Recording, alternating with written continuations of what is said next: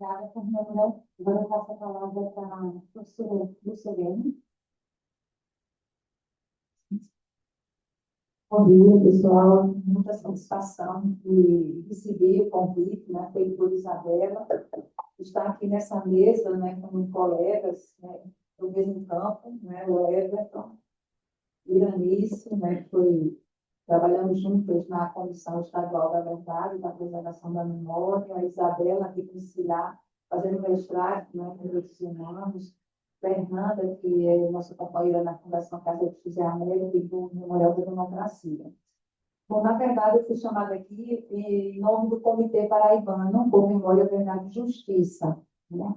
Aqui nós tivemos a fala, né, do Memorial das Ligas e Lutas Camponesas, da Comissão Estadual da Verdade, do Memorial da Democracia da Paraíba e o Comitê Paraibano por Memória, Verdade e Justiça. Ele é uma entidade, vamos dizer assim, da sociedade civil que nasceu antes do movimento das comissões da verdade, né? Então, surgiu principalmente pela mobilização de perseguidos políticos. Então, nós temos aqui na Paraíba alguns que puxaram esse movimento, como José Calistrato Cardoso, Milson Ribeiro, Lourdes Meira, e tantos outros que foram perseguidos, que foram presos e que sentiam essa necessidade de se juntar, de se fortalecer para manter essa questão na pauta, né? A questão da repressão do período da ditadura, mas também da resistência e do que fazer para manter essa memória viva. Então, esse comitê surge aqui na Paraíba, e, em seguida, nós vamos ter no Brasil todo, né, a partir de um ponto que aconteceu em Cajamar, essa orientação que os estados criassem seus comitês, né, para haver essa mobilização em torno dessa questão. E nós temos aqui, no Norte e Nordeste, esses comitês muito fortalecidos. Existem comitês no Brasil todo, mas cada um tem um processo, né, diferenciado, e o Norte e Nordeste conseguiu ter essa mobilização, e nós já realizamos o 9º Congresso Norte e Nordeste, o 9º Encontro Norte e Nordeste. Isso justamente para que haja um fortalecimento dos estados, cada um vendo o que cada um está fazendo, que ações são possíveis, quais são as demandas locais. Então, é uma organização da sociedade civil que reúne inúmeros outros movimentos sociais. Então, no Comitê Paraibano, nós temos o Memorial da Democracia da Paraíba fazendo parte, mas também temos o movimento dos Espírito Lilás, nós temos movimentos de mulheres, nós temos a Unidade Popular, Levante da Juventude, quer dizer, é uma entidade, vamos dizer assim, que reúne inúmeras outras organizações que têm suas pautas próprias, mas que, a partir das suas pautas específicas da mulher, LGBT e tal, mas essa da memória também chama essas outras pessoas, né? Então, o Comitê Paraibano por Memória, Verdade e Justiça. Então, ele é bem pontuado nessa questão da memória da ditadura militar. Mas, como já foi dito aqui, essas questões da ditadura militar estão presentes hoje, né? Então, não é uma coisa só de 21 anos, dos 21 anos que durou a ditadura. Então, ele tem esse chamamento, e por isso que as outras organizações também chegam junto,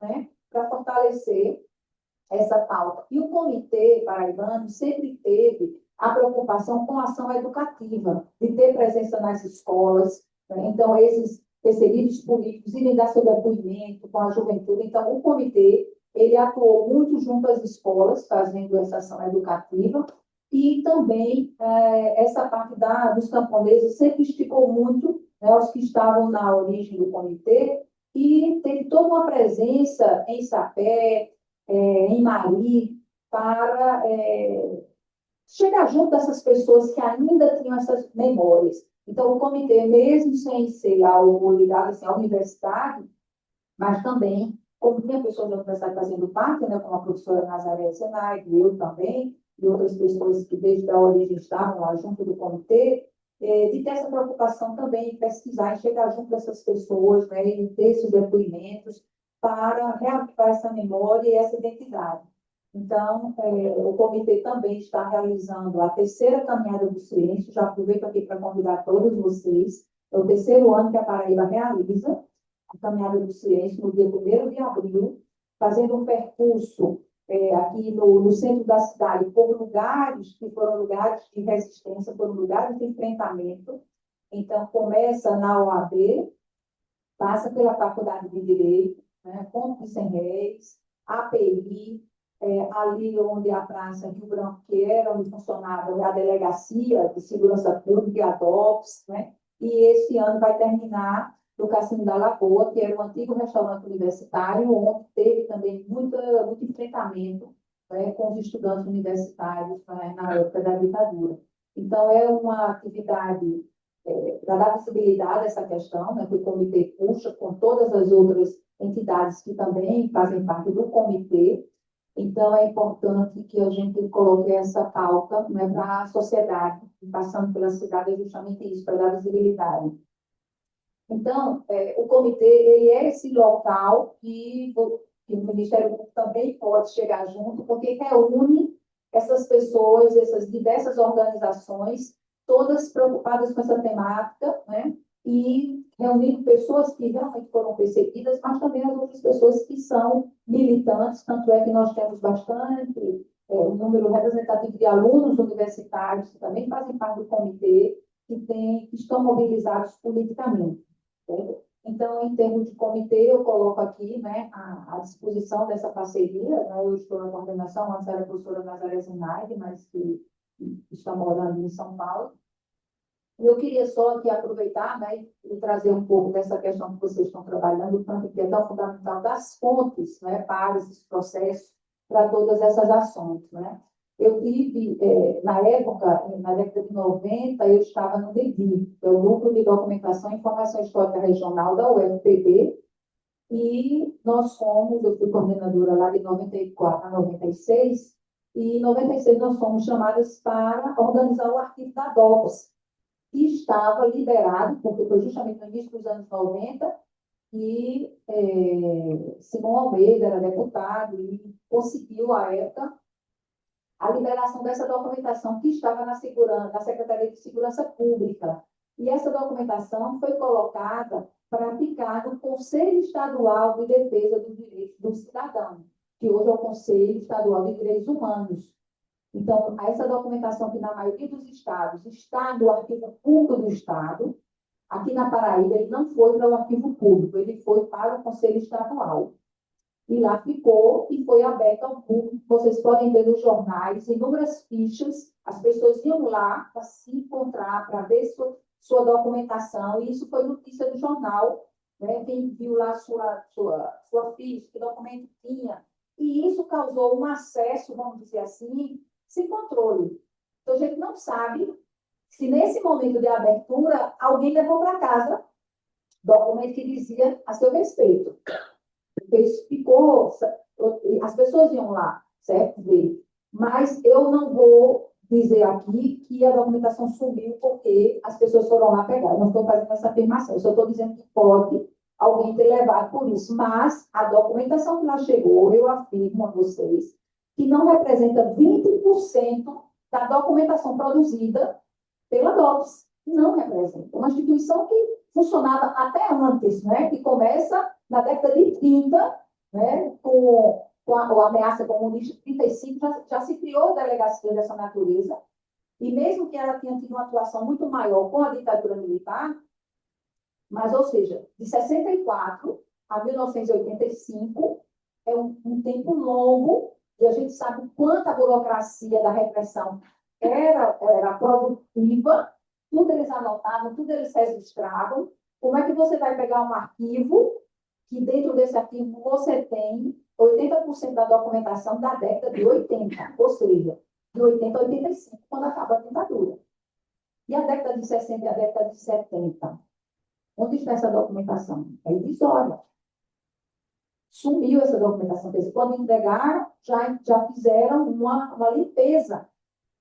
A informação que a gente tem é que essa documentação estava num depósito na Secretaria de Segurança Pública, que funcionava, que hoje é a escola Juca Pontes, ali perto da rodoviária.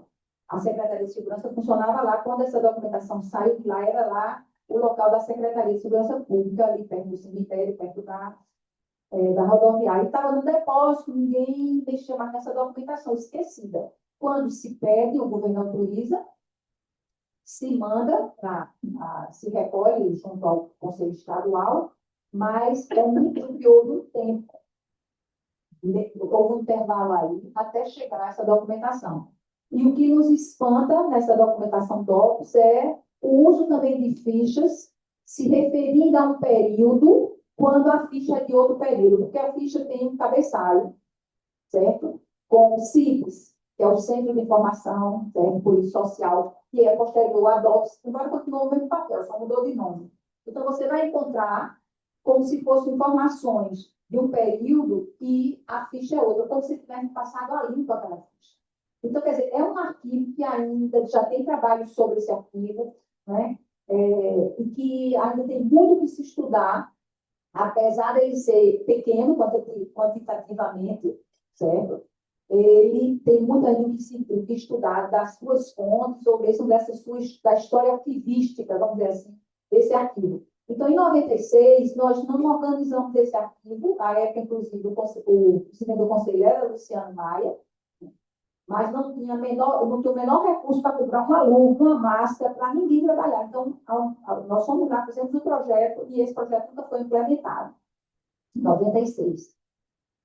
Ficou no esquecimento, né? 2006, volta essa temática quando surge um projeto na Faculdade de Direito, para os alunos terem uma experiência, reconhecer. Eu tenho um projeto chamado Reconhecer, esse projeto para a formação dos alunos de Direito. E aí nós conseguimos, né? Gustavo Batista estava na comissão de Direitos Humanos da UFPB, então nós colocamos, incluímos a memória também na formação dos alunos de Direito. Eu fui dessa turma. Então, justamente, então, 2006... E a pró-reitora de extensão. Então, nós colocamos aí na pauta, né? Não tínhamos, e aí fomos para onde? Para o Conselho Estadual, o arquivo está no Conselho Estadual, né? Então, alguns alunos começaram aí a frequentar o Conselho para poder ter essa documentação. E, ao mesmo tempo, se viu já, né, a riqueza da documentação do próprio Conselho, né? Porque o Conselho teve um período de atuação, é um arquivo também maravilhoso, o arquivo do Conselho Estadual de Direitos Humanos. Quantas lutas, quantas pautas.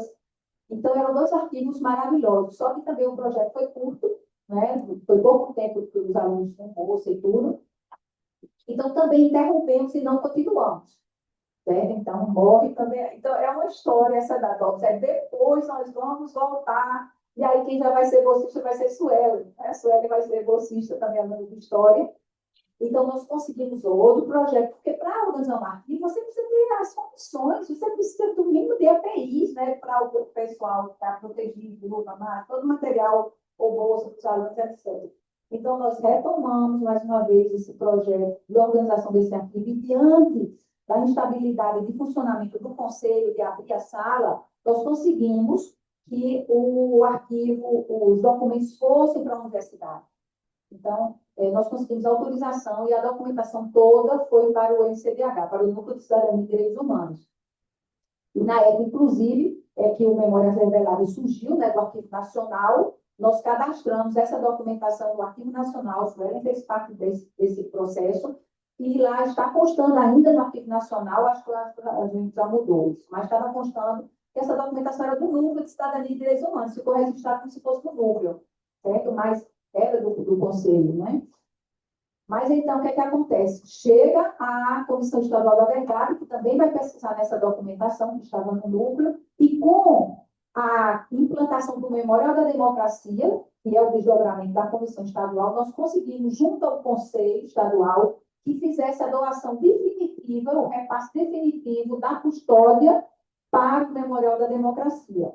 Então, hoje, a custódia do arquivo DOPS está oficialmente no Memorial da Democracia da Paraíba, lá na Fundação Casa de José Abreu, certo? Então, esse é um arquivo importante, né, apesar de pequeno, mas, assim, de uma riqueza de informações e de documentos que vocês podem, né, estar conseguindo isso como elemento de prova.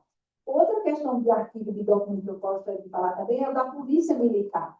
Quando nós estávamos na Comissão Estadual da Verdade, conseguimos que o governo do Estado oficiasse o comandante para abrir os arquivos para a comissão estadual.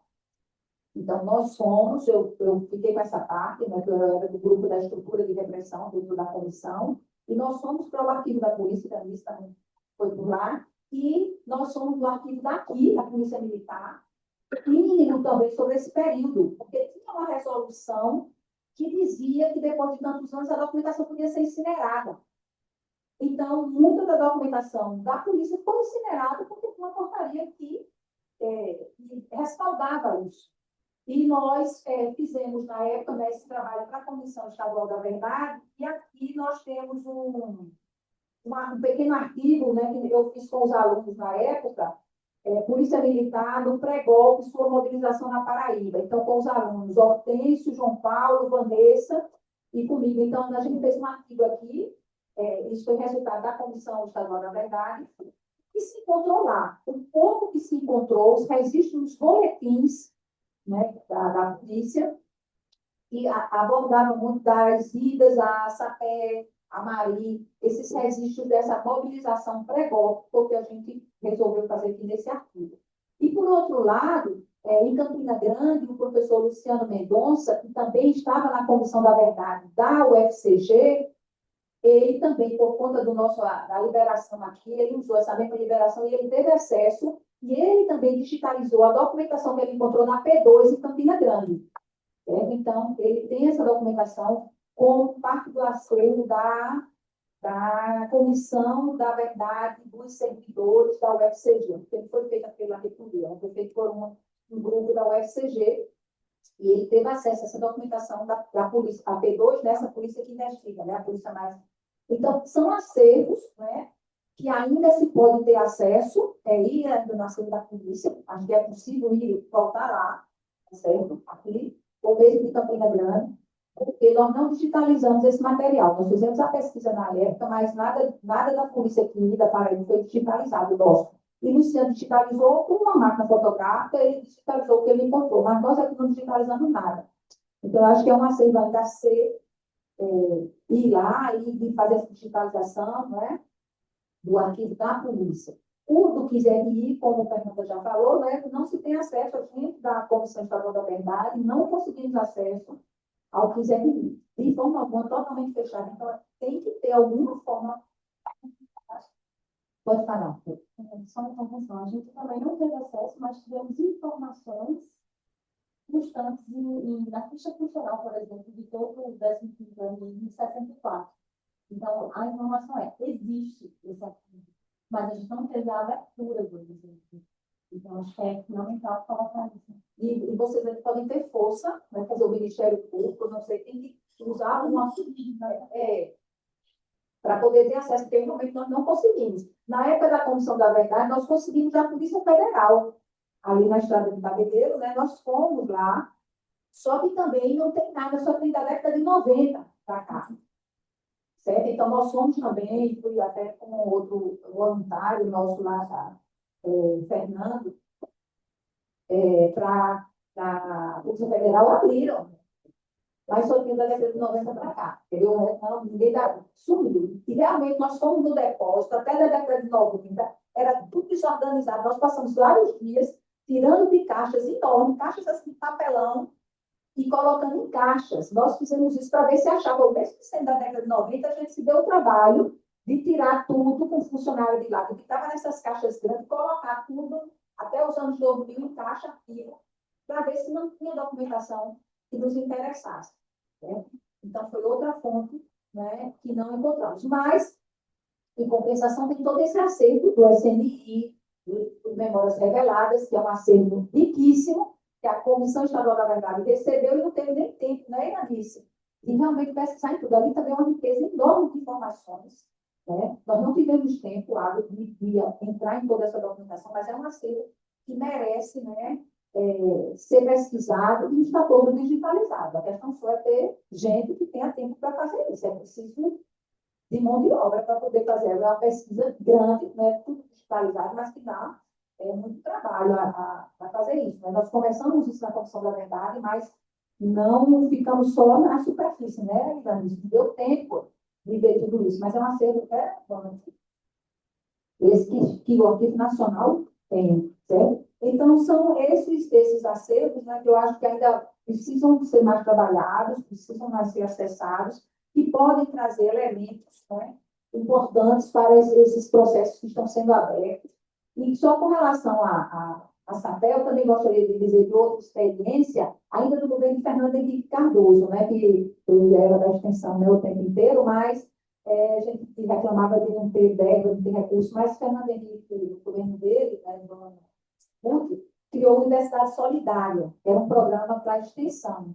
E nós tivemos um projeto de extensão multidisciplinar com o pessoal da saúde, das artes, e eu estava nele, e aí nós fomos para Sobrado, passamos um ano com o projeto de Sobrado, que é justamente ali, vizinho, né, onde fica, né, o memorial.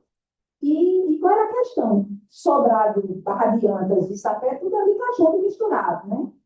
Essa temática era o terror, Everton. Ninguém queria, todo mundo com medo de falar. E também tivemos um pequeno artigo com as alunas, as nossas bolsistas na época, sobre isso. Ninguém queria falar sobre isso. E nós, uma das atividades que nós tivemos na escola, nós passamos cabra marcado para morrer, que ninguém tinha visto, ninguém da família tinha, inclusive da família, porque a mãe de Juliana era professora, acho que a mãe de Juliana. Então, estava numa desses nossos encontros, nós passamos um ano fazendo encontros lá, em Sobrado, quinzenais, a gente ia para lá de van, porque era a gente da saúde, das artes, né, e da história. E a população, sabe, queria realmente continuar com essa informação apagada. O medo ainda era muito presente. Então, nós pegamos poucos depoimentos, mas essa temática, sabe, assim, um tabu muito grande. Justamente por quê? Porque aquela pressão, aquela repressão que houve naquele tempo ainda estava presente, como Fernanda colocou. As mesmas famílias continuam poderosas. Então, aquilo não é passado, é muito presente para eles. Certo? Então, nós tivemos essa experiência em Sobrado. Então, tudo bem. Então, eu estou mais falando assim, um pouco dessas experiências, né, que nós tivemos ao longo desse tempo, como professora, né, da Universidade Federal da Paraíba, e com essa atuação, o Odonedis, né, que preocupa-se muito com a documentação, né, que também vocês também podem tentar ver alguma documentação que o NEDI possa ter, né? Eu sei que na época nós recebemos, mas era cópia xerox, eu acho que talvez já tenha pagado pelo tempo, era uma documentação sobre o General Bandeira, que foi doado para o NEDI, mas era cópia, não sei nem se essas cópias ainda estão legíveis, né? Mas o NEDI tinha recebido essa documentação, né?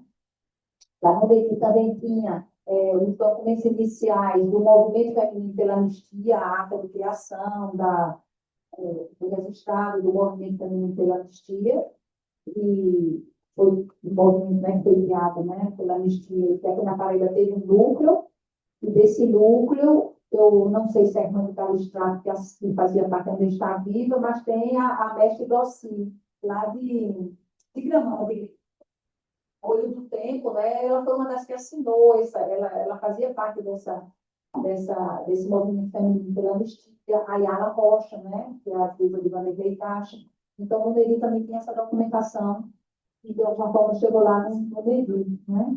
Então, são assim, algumas pistas de alguns lugares que ainda podem ter fontes que vocês podem consultar e reforçar todo esse processo. E, por fim, né, só mais uma vez agradecer esse convite e parabenizar, né, a ação do Ministério Público, né, e também parabenizar, que eu não disse ser o FPB, mas de ter esse chamamento, essa aproximação, né, com o Hugo, né, e com os alunos da UFPB, o pessoal do Direito, do CCJ. Então, acho que isso é uma parceria muito boa e vai dar muito certo, com muitos bons frutos por essa causa. Tá? Muito obrigada, pessoal, pela atenção.